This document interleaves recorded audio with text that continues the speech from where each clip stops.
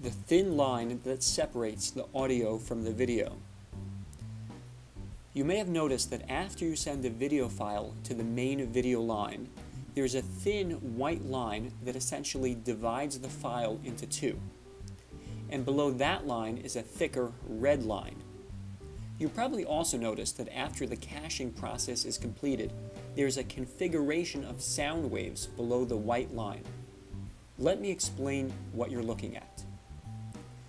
Your video file contains more than just visual information. It also contains an audio track, i.e. the sound that was recorded when the video footage was originally shot. That audio is represented under the thin white line by a display of sound waves. The thicker red line represents the levels of your video file's sound. This red line is adjustable. Using your mouse, you can drag the line upwards or downwards at various points throughout the file in order to increase or decrease its volume.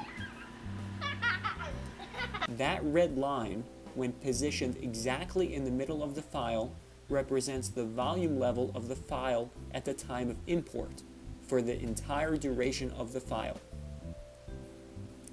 Think of it as the baseline for the volume of your file. But just because the line is centered in the middle of a file doesn't necessarily mean that its volume levels are normal. In fact, even with the red line positioned exactly in the middle of the file, the volume may still be too high or too low.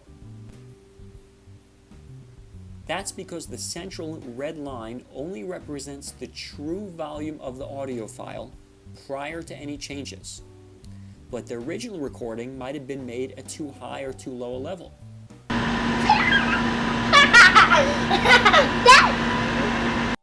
In these cases, you'll want to either decrease or boost the volume levels, which I'll tell you how to do in the chapter on the line for audio mix.